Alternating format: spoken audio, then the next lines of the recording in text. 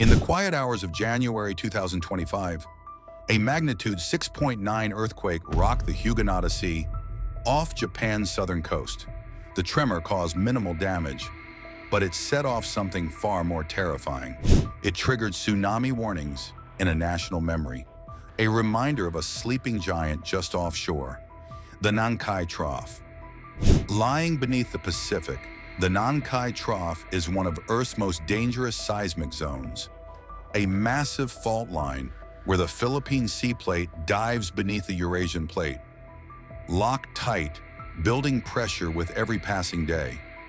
Scientists have been sounding the alarm since the 1970s that this locked fault could snap at any moment, unleashing a megaquake and tsunami that could devastate central and southern Japan.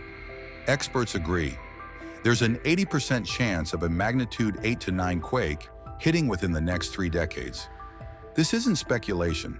It's built on centuries of seismic history, real-time tectonic monitoring, and government-backed simulations. The last full rupture happened in 1707, the Hawaii earthquake, followed by a monstrous tsunami that flooded Osaka and Kyoto.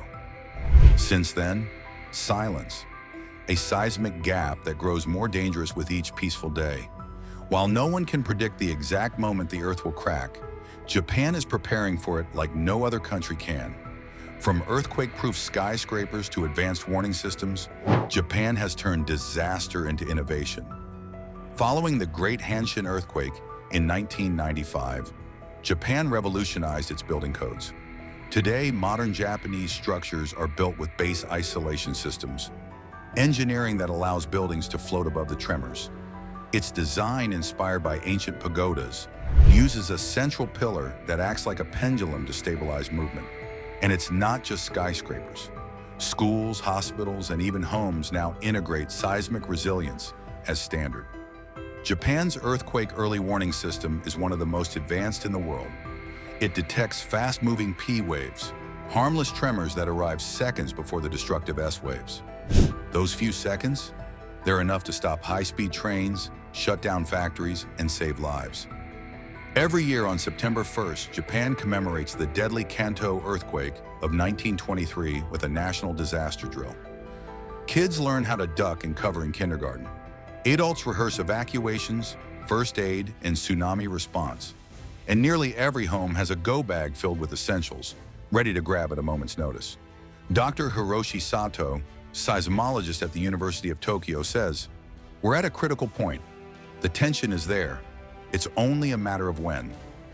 Urban planner Miho Tanaka, designing evacuation systems for Osaka, adds, "Our focus is redundancy and flexibility. Cities need to survive on their own after a disaster." Like what you're learning? Smash that like button to support the channel and help more people understand global risks. In 2013, Japan's Cabinet Office ran a worst-case simulation. The results were chilling. Entire cities along the Pacific coast could vanish within minutes.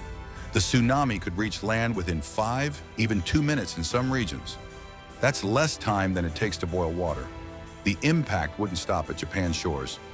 As the world's third largest economy, Japan is a linchpin in global trade, electronics, and automotive manufacturing. Imagine Toyota's entire production halted, ports like Nagoya and Kobe submerged, supply chains broken, insurance markets in turmoil. Global GDP could take a multi-trillion-dollar hit. The Nankai quake would ripple across every economy connected to Japan, and that means the whole world. And yet, in Japan, fear doesn't breed panic. It breeds preparedness. It's not a question of if the Nankai quake will strike, but how ready Japan will be when it does. Communities in Kochi, Tokushima, and Wakayama train regularly in mass evacuations. Cities have elevated shelters, multi-story tsunami towers, and entire zones with warning speakers. It's a culture of resilience, from national government to neighborhood volunteers, like 78-year-old Kazuko Mori in Moroto City. Every month she leads drills for seniors who can't move quickly. We can't wait for help. We must help each other. That spirit of self-reliance and community is Japan's invisible defense. Children grow up learning not just what earthquakes are, but what they mean. On the Tohoku coast, markers left behind after the 2011 disaster now stand as warnings. Some read, "Remember the calamity of the Great Tsunami. Do not build below this point. The past speaks to the present, and the present is still on edge. The Nankai Trough is silent, but it is not asleep." Japan knows this. It's why it prepares, drills, builds, reinforces, and never forgets. Want more videos revealing the unseen risks shaping our world? Hit that subscribe button and turn on notifications. You won't want to miss what's coming next.